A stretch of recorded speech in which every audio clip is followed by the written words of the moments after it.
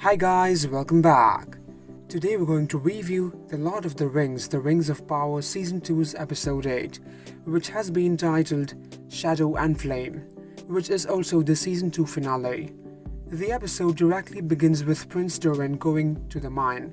Thankfully Tisa is unharmed, but then we see the king trying to break the very thin part of wall, which is still intact. Durin also tries to stop him, calls him the strongest man and how he can take off the ring, but he breaks it anyway. The mine is actually really grand, but then Balrog is seen climbing. King Durin finally realizes how big of a mistake he made. He takes off the ring, and also tells Durin how he never held back when arm wrestling with him, and Durin really was growing powerful day by day, to raise his hand. His last words also pointed out how he wants Durin to be the king, and then he just jumped in with his axe. That's it. He was really a strong man.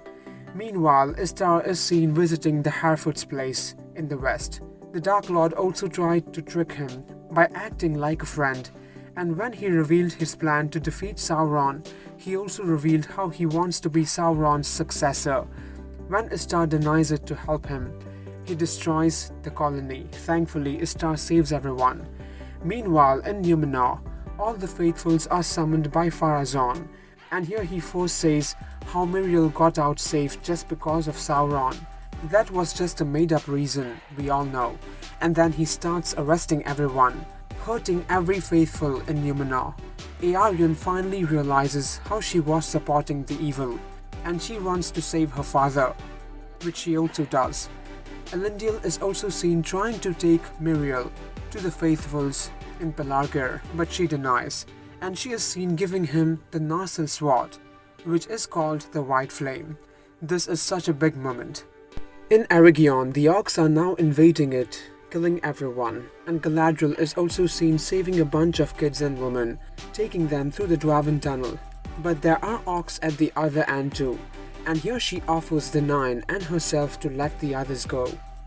Where Sauron is seen torturing Lord Celebrimbor, but he doesn't even utter one word of the ring's location. In fact, he is seen laughing at how delusional Sauron is, and he is so right about Sauron, about how he only knows the craft of treachery, and that's the same thing that will be his end.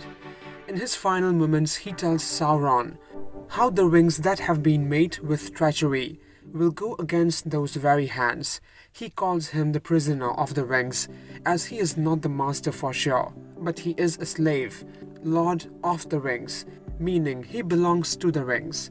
I swear this was so deep, and one of the best lines of Lord Celebrimbor. It was really deep, and then he dies.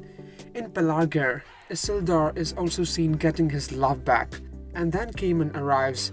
Here Isildur first thinks that he came for aid, but then he is forced to go to Numenor, after coming to know how his father is now a prisoner and Pharazôn is the king. Galadriel is also taken to Adar, but here we see him as an elf, as the ring has healed him. He finally sees the bigger picture. He also gives Narnia back to Galadriel and promises to call all his children back to Mordor once Sauron is killed, and he asks for her help. Here we see his commander being brought injured. Actually, they all were tricking him, as they decided to side with Sauron, so this is the end. But Adar dies while calling them still children, despite them betraying him. Sauron also arrives and starts fighting with Galadriel, and he wants the 9 rings with Narnia. Galadriel is surely weaker, as she also became a prisoner, and before that she also fought, and even after that, and is tired as well.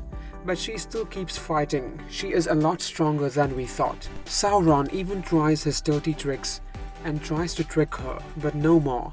She keeps fighting, kicking his head, but at the end she gets injured really badly, and he is also seen piercing her with that crown.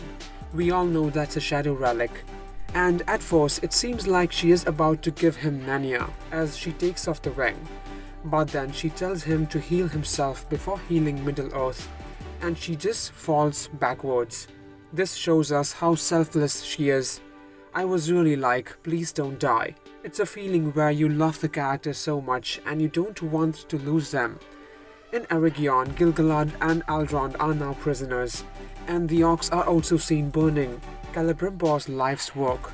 Thankfully, Arondir is still alive, and then the horns blow and the dwarves arrive. They are really the best aid, as they start killing almost all the orcs in no time.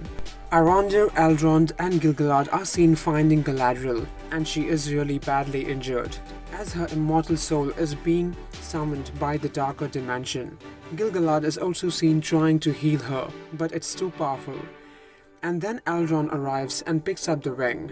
Now he previously swore an oath to not come around one of those rings and not certainly wear it, but he does for Galadriel. Poppy is also seen saying how Barrow told her about some things cannot be fixed, and here we see how Eregion is such a wasteland. Elves are seen walking to another place now. King Durin's seat is also empty, and Sauron is seen with the hammer of Feanor in his hand, while she is seen saying how someone has to build something new. Here the elder Harfoot calls Istar as Grand Elf, and Nori and Grand Elf bids their farewell. He also finds the staff, and now he knows how it was a test, how he had to choose friendship over power, and that's how the staff found him. He also realizes how he will now be called Gandalf, and they sing in the end.